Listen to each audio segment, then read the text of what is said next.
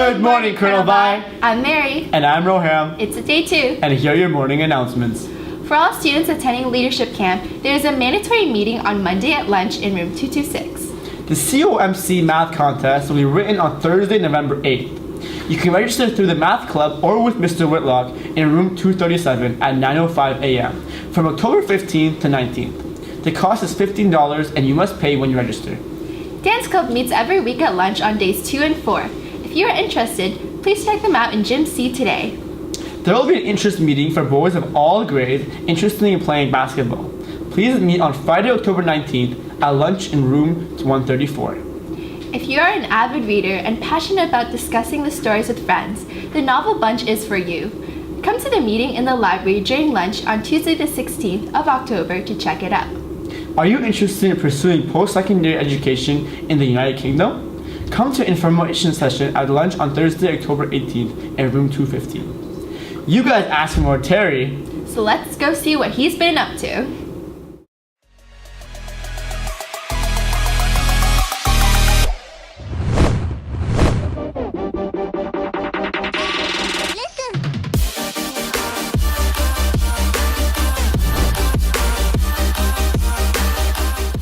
Hey Colonel Vi. This week on the Friday Getaway, we're going to Little Ray's Reptile Zoo, where we'll see a lot of cool animals like the lynx, kangaroos, hawks, reptiles, and other good-looking animals like me. And the seal goes ow, ow, ow, but there's one sound that no one knows. What does the fox say?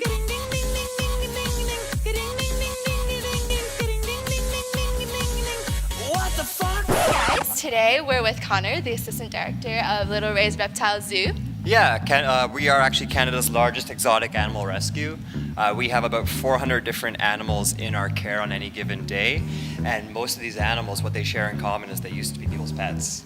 That goes for our biggest animal in the zoo, Lucy, a 600-pound alligator. That goes for many of our different big snakes, some of our crocodilians. It's really quite remarkable what animals people do have at home, and that they don't want to be taken care of anymore. Junior is a Burmese python. These are some of the largest snakes in the world, about the 3rd largest species. Junior here is actually one of our favorite, most popular animals, and what I mean by that is he has a lot of applications for education. A lot of what we do when we have these animals is we use them for different shows involving the public, and when we're doing these shows, we're basically trying to kind of dispel some myths around these animals. A lot of people would be terrified being this close to a snake. You know, snakes are monsters, snakes are mean. No, snakes are animals like many other animals. They have a lot more in common with other animals than you might expect. When we talk about Junior here, Junior is actually a big part of our curriculum. But right here we have something called vestigial spurs, these 2 bony protrusions. And this is actually, so when we're doing programming around, for example, evolution, being able to actually point to something on the animal, such as that, is really, really cool. We're very hands-on in terms of the education that we offer. Have you guys ever touched a snake before? No? No.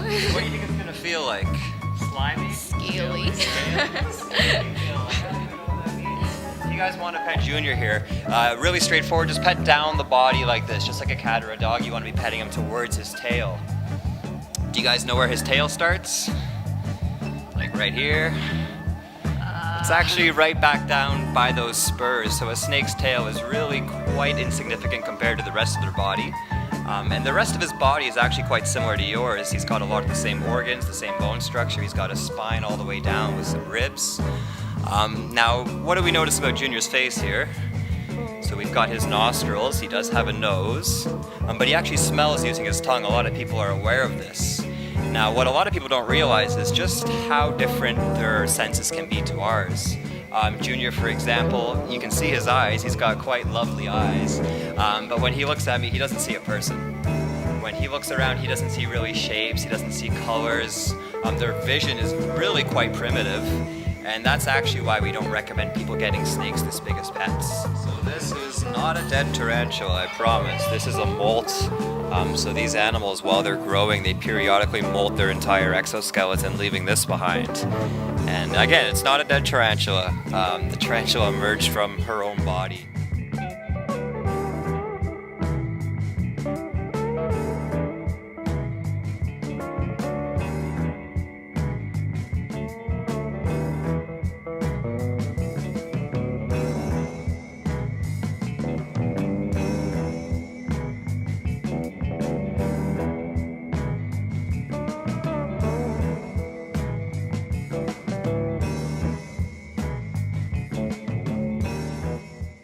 That's all from us today, CB. Have a fuzzy Friday.